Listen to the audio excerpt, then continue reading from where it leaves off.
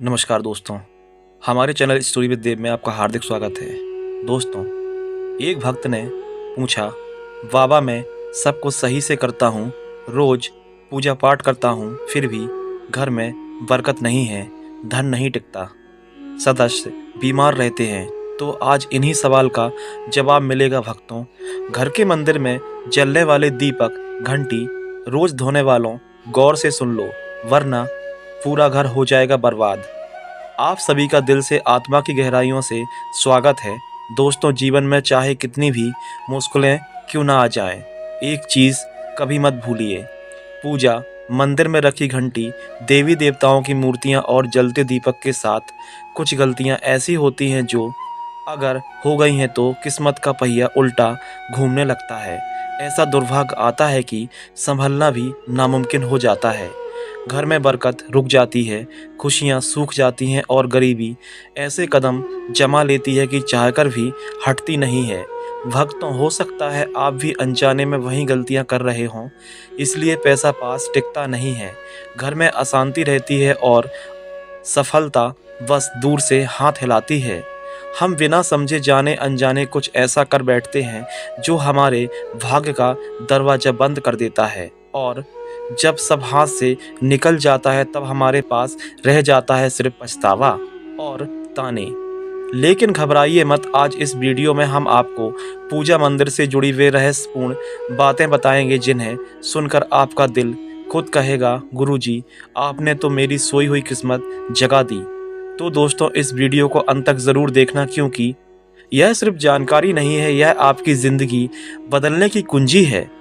पूज्य गुरुजी ने कहा, बहुत से लोग पवित्र वस्तुओं को धर्म का प्रतीक मानकर मंदिर में रख लेते हैं, लेकिन वहीं सबसे बड़ी गलती कर बैठते हैं।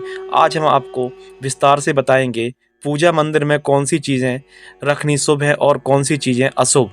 दीपक कितने बजे जलाना चाहिए और जलाते समय कौन सा मंत्र बोलना चाहिए।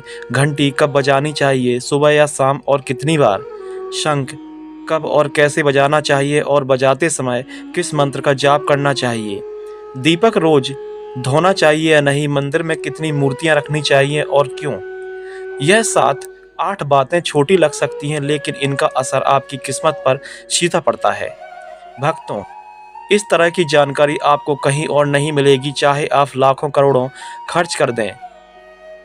हम अपने मन से कोई कहानी नहीं गढ़ते, यह सब ज्ञान है ज्योतिष शास्त्र, धर्मशास्त्र और ऋषि मुनियों की वाणी से लिया हुआ, जिसे हम आपके लिए आसान भाषा में लेकर आते हैं। और हाँ, एक भक्त ने हमसे पूछा था, गुरुजी मैं रोज पूजा करता हूँ लेकिन फल क्यों नहीं मिलता, उल्टा नुकसान ही हो जाता है। इस वीडियो में मैं आपको इस रहस्य का भी जवाब दूंगा। दोस्तों देखिए, हमारा काम है आपको सच्ची और सही सलाह देना। हम आपको जब भी कुछ बताते हैं वह आपके भले के लिए होता है। अब इसे मानना या ना मानना यह पूरी तरह आपकी मर्जी है। लेकिन भक्तों, एक बात दिल पर हाथ रखकर कहेंगे, अगर मान लोगे तो आपका बेड़ा पार हो जाएगा। इस वीडियो को अंत तक देखने के बाद आपको किसी भी तरह की परेशानी का सामना नहीं करना पड़ेगा। आगे आपकी समझ, आप खुद ही इतने बुद्धिमान हो कि सही गलत का फर्क जान सकते हो। तो चलिए भक्तों, बिना समय गवाए शुरू करते हैं आज का यह बेहद खास और जीवन बदलने वाला वीडियो। पूज्य गुरुजी कहते हैं, पूजा हमारे जीवन का अभिन्न हिस्सा है। हर कोई किसी न किसी देवी देवता की आराधना करता है। कोई माँ दुर्गा के चरणों में शीश झुकाता है तो कोई भगवान विष्णु के नाम का स्मरण करता है, और हाँ, उनकी पूजा का फल भी मिलता है। लेकिन क्या आप जानते हैं, छोटी छोटी अनजानी गलतियां ही उस फल को रोक देती हैं। यह गलतियां इतनी मामूली लगती हैं कि हम जिन्हें नज़रअंदाज कर देते हैं, लेकिन शास्त्रों में साफ लिखा है, पूजा में पूर्ण फल पाना है तो इन बातों का ध्यान रखना बहुत ज़रूरी है। आज हम बात करेंगे घर के मंदिर में दीपक और घंटी के सही उपयोग के बारे में। क्या दीपक को रोज़ धोना चाहिए या हफ्ते में 1-2 बार। धातु का दिया हो या कब और कैसे साफ करना चाहिए। मिट्टी के दीपक का सही समय और सही अवसर कौन सा है। मंदिर में किस प्रकार की घंटी का उपयोग सबसे शुभ माना जाता है। घंटी कब बजानी है, कितनी बार बजानी है, और क्या शाम की पूजा में घंटी बजाना उचित है। इन सवालों के जवाब आपको आज के वीडियो में मिलेंगे। भक्तों, एक बात याद रखिए, अधूरी जानकारी कभी कभी नुकसानदेह साबित हो सकती है, इसलिए इस वीडियो को अंत तक ज़रूर देखना। कुछ लोग होते हैं जो वीडियो को इधर उधर से काट कर देखते हैं, बीच में स्किप कर देते हैं और फिर कहते हैं जीवन में सफलता क्यों नहीं मिल रही। अरे जब ज्ञान ही आधा अधूरा ले रहे हो तो फल पूरा कैसे मिल सकता है। और सच कहूँ तो कई लोग तो नाच गाने और अर्ध नग्नता वाले वीडियो पूरे देख लेते हैं, लाइक भी करते हैं, सब्सक्राइब भी करते हैं, लेकिन जब हम आपके भले के लिए ज्ञान की बात करते हैं तो आधा छोड़कर चले जाते हैं। फिर शिकायत करते हैं कि जीवन में अंधकार क्यों है। भक्तों, यह ज्ञान आपको कहीं और नहीं मिलेगा, ना किताबों में, इतनी साफ भाषा में, ना किसी पंडित से मुक्त में। तो इसे छोड़ना अपने जीवन की बरकत छोड़ने के बराबर है। अब फैसला आपका है, देखो या अनदेखा करो, लेकिन जो देखेंगे और समझेंगे उनका कल ज़रूर उज्जवल होगा। तो चलिए भक्तों, बिना और सफाई दिए शुरू करते हैं आज का यह पवित्र और जीवन परिवर्तनकारी सफ़र। भक्तों, सबसे पहले बात करते हैं मिट्टी के दिए की। यह साधारण सा दिखने वाला दिया वास्तव में शुभता और पवित्रता का प्रतीक है। दिवाली हो, कोई धार्मिक पर्व हो या फिर कोई बड़ा अनुष्ठान, मिट्टी का दिया जलाना का अपना ही अलग महत्व है। घर के मंदिर में या दरवाजे के पास जब इसे जलाया जाता है तो ऐसा लगता है मानो लक्ष्मी माता खुद आपके आंगन में प्रवेश कर रही हों। लेकिन भक्तों ध्यान दीजिए, जब यह दिया मंदिर में रखा जाता है तो इसके नियम बदल जाते हैं। मिट्टी का दिया एक बार जलाने के बाद दोबारा मंदिर में नहीं रखना चाहिए। हर बार नया मिट्टी का दिया ही उपयोग करना शुभ माना गया है। ऐसा करने से वास्तु दोष दूर रहता है और घर में बरकत बनी रहती है। अब आगे इस वीडियो में हम जानेंगे मंदिर की घंटी से जुड़े कुछ रहस्य जो शायद आपको पहले कभी नहीं बताए गए। तो भक्तों, वीडियो को अंत तक ज़रूर देखिएगा। और हाँ, एक छोटी सी विनती, अगर अभी तक आपने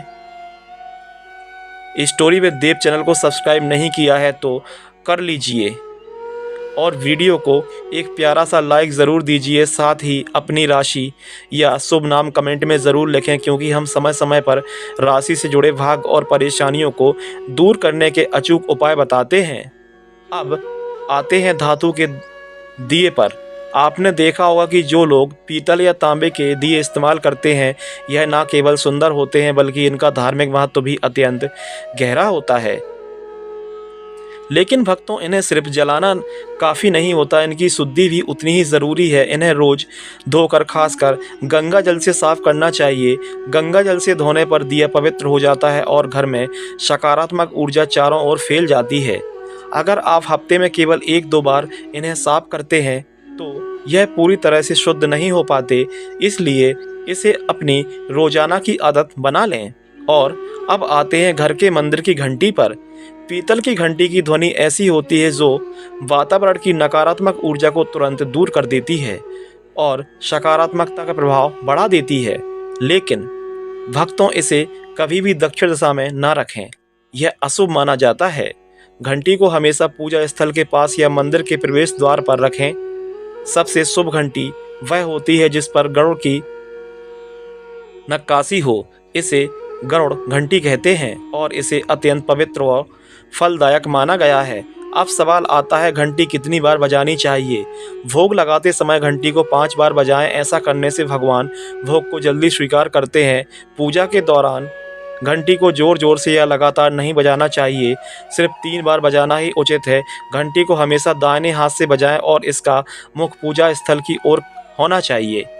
याद रखिए, घंटी को सुबह की पूजा में ही बजाना शुभ माना गया है। शाम की पूजा में घंटी बजाने से बचना चाहिए, क्योंकि शास्त्रों में इसे उचित नहीं माना गया। इन नियम का पालन करने से आपका पूजा पाठ कई गुना अधिक फलदायक और प्रभावी हो जाएगा। भक्तों, यह बातें छोटी लग सकती हैं, लेकिन इनका असर काफ़ी आपकी किस्मत पर गहरा प्रभाव डाल सकता है। भक्तों, एक और बहुत ही महत्वपूर्ण बात जो अक्सर लोग नज़रअंदाज कर देते हैं, जब भी आप किसी मंदिर जाएं, खासकर घर के बाहर वाले मंदिर में, तो मंदिर में प्रवेश करते समय ही घंटी बजाएं। मंदिर से बाहर निकलने समय घंटी बजाने की कोई आवश्यकता नहीं होती है। जब आप घंटी बजाते हैं तो यह सिर्फ आवाज़ नहीं होती, यह भगवान को दिया गया संकेत होता है। प्रभु, मैं आपके द्वार पर आ चुका हूँ, आपकी शरण में हूँ। एक बार घंटी बजाने का मतलब है कि आपने भगवान के दरबार में प्रवेश कर लिया है और पूजा आरंभ कर रहे हैं। 2 बार घंटी बजाने का अर्थ होता है कि आप अपनी प्रार्थना, अपने मन की बात सीधे भगवान के समक्ष रख रहे हैं। अब भक्तों, हम आपको ऐसी बातें बताने जा रहे हैं जिन्हें शायद आपको कोई ना बताए, इसलिए इन बातों को ध्यान से सुनिए, क्योंकि यह आपके पूजा पाठ को और भी अधिक फलदायी बना सकते हैं। लेकिन उससे पहले, अगर आपने अभी तक कमेंट बॉक्स में जय माता लक्ष्मी नहीं लिखा है तो ज़रूर लिख दीजिए। आपके यह शब्द हमें आशीर्वाद जैसे लगते हैं और जब आप वीडियो को लाइक करते हैं तो हमारा मनोबल बढ़ता है। यही उत्साह हमें आपके लिए और भी मूल्यवान और आध्यात्मिक जानकारी लाने की प्रेरणा देता है। अब आइए जानते हैं पूजा मंदिर में कुछ आवश्यक नियम। पूजा करते समय आपका मुख हमेशा पूर्व दिशा की ओर होना चाहिए। यह दिशा सबसे शुभ मानी जाती है क्योंकि यहाँ से सूरज की पहली किरण आती है जो सकारात्मक ऊर्जा से भरी होती है। पश्चिम की ओर मुख करके भी पूजा की जा सकती है, लेकिन पूर्व दिशा का लाभ कई गुना अधिक होता है। घर की सीढ़ियों के पास पूजा घर बनाना अशुभ माना गया है क्योंकि वहाँ नकारात्मक ऊर्जा का प्रवाह अधिक होता है। भगवान का आसन हमेशा आपके आसन से ऊंचा होना चाहिए, कम से कम 10 इंच ऊंचा। भगवान की प्रतिमा को सीधे जमीन पर रखना अशुभ माना जाता है। ऊंचा आसन पूजा स्थल में सकारात्मकता और ऊर्जावान माहौल बनाए रखता है। पूजा करते समय हमेशा चटाई या आसन पर बैठें। यह न केवल आरामदायक है बल्कि ध्यान और श्रद्धा को भी स्थिर रखता है। ध्यान दें कि आपका आसन भगवान के आसन से ऊंचा ना हो। इससे भगवान के प्रति आदर और विनम्रता बनी रहती है। भक्तों, अगली बात बेहद ज़रूरी है। पूजा घर में कभी भी सड़े बासी या मुरझाए हुए फूल न रखे जाएं। मुरझाए फूल पूजा में अशुभ माने जाते हैं क्योंकि वे नकारात्मक ऊर्जा को बढ़ाते हैं। हमेशा ताज़े, सुगंधित और खिले हुए फूल ही भगवान को अर्पित करें। जब फूल मुरझा जाएं या काले पड़ जाएं तो उन्हें सम्मानपूर्वक मिट्टी में दबा दें। इससे नकारात्मक ऊर्जा दूर हो जाती है और आपके घर में पवित्रता बनी रहती है। भक्तों, एक और महत्वपूर्ण नियम, जिस कमरे में आप सोते हैं उसमें घर का मंदिर नहीं बनना चाहिए। यदि परिस्थिति के कारण आपको अपने सोने के कमरे में ही मंदिर रखना पड़े तो रात को मंदिर को ढक दें या उस पर पर्दा डाल दें। इससे रात के समय मंदिर में निकलने वाली ऊर्जा आपके विश्राम को प्रभावित नहीं करेगी। ऐसा करने से घर में शांति और आपकी पूजा में एकाग्रता बनी रहती है। अब एक और विशेष बात, भक्तों, कभी भी काले कपड़े पहनकर पूजा ना करें। सनातन परंपरा में माना जाता है कि काले वस्त्र मन में भारीपन और नकारात्मक भाव लाते हैं जो पूजा की ऊर्जा को कमज़ोर कर देते हैं। हमेशा शुभ और हल्के रंग के वस्त्र पहने ताकि मन में शांति, पवित्रता और सकारात्मक बनी रहे। चलिए अब जानते हैं घर के पूजा मंदिर में किन चीज़ों को नहीं रखना चाहिए। भक्तों, किसी भी देवी देवता की एक ही तस्वीर या मूर्ति रखें।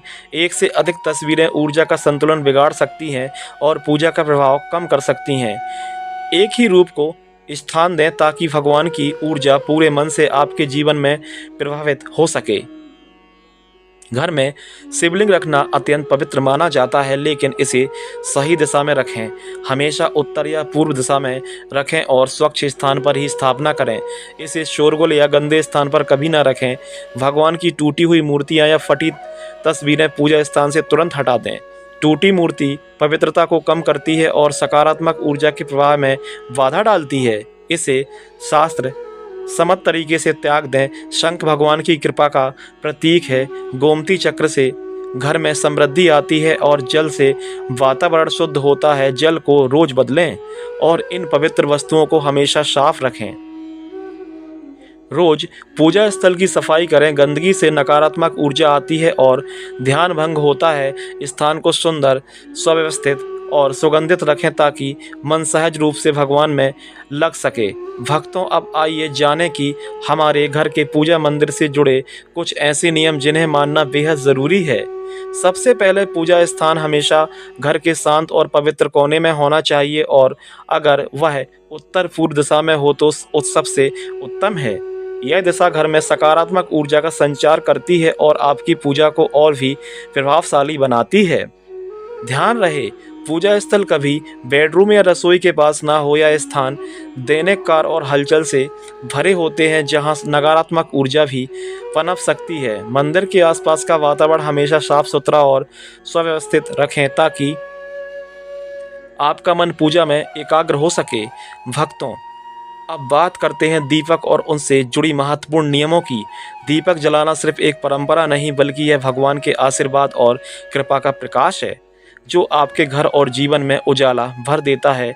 दीपक को हमेशा भगवान की मूर्ति के सामने रखें ताकि उसकी रोशनी सीधे भगवान तक पहुंचे और आपके पूजा स्थल को पवित्रता से भर दें। याद रहे, टूटा हुआ दीपक कभी ना जलाएं और पूजा के समय एक साथ 2 दीपक खासकर तेल और घी के कभी भी ना जलाएं क्योंकि दोनों की ऊर्जा अलग होती है और गलत तरीके से जलाने से पूजा की शक्ति कम हो सकती है। वास्तु के अनुसार घी का दीपक बाईं ओर और तेल का दीपक दाईं ओर रखना शुभ होता है, लेकिन ध्यान रहे दीपक कभी भी पश्चिम दिशा में ना रखें। दीपक के लिए उत्तर या पूर्व दिशा सबसे अच्छी मानी जाती है।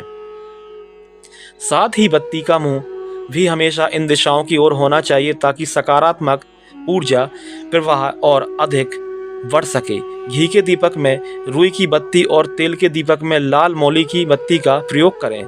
रुई की बत्ती से प्रकाश स्थिर और शुद्ध होता है जबकि लाल मौली वाली बत्ती से वातावरण में शुभ ऊर्जा का संचार होता है। नवरात्रि या विशेष अवसरों पर माँ दुर्गा और माँ लक्ष्मी के सामने गोल बत्ती का दीपक ना जलाएं क्योंकि इसे अशुभ माना जाता है। और एक नियम और याद रहे, घी का दीपक जलाने के तुरंत बाद तेल का दीपक बिल्कुल भी ना जलाएं। इसके बीच थोड़ा अंतर रखें ताकि वातावरण में संतुलन और पवित्रता बनी रहे। इन छोटे छोटे नियमों का पालन न सिर्फ आपके घर में शांति और समृद्धि बनाए रखेगा बल्कि आपकी पूजा को भी अधिक फलदायी बना देगा। भक्तों, अब छठवीं बात ध्यान से सुनिए। दीपक हमेशा उसी समय जलाना चाहिए जब भगवान जाग रहे हों, जैसे सुबह के शांत और पवित्र समय में जब पहली किरण धरती को छूती है उस समय पूजा करते हुए दीपक जलाएं। फिर शाम को आरती के समय जब दिन की थकान ढल रही होती है और वातावरण शांत हो रहा होता है उस समय का दीपक वातावरण को और भी पवित्र कर देता है। यह दोनों समय सिर्फ पूजा के लिए ही नहीं बल्कि ध्यान और आत्मिक ऊर्जा को महसूस करने के लिए भी सर्वश्रेष्ठ होते हैं।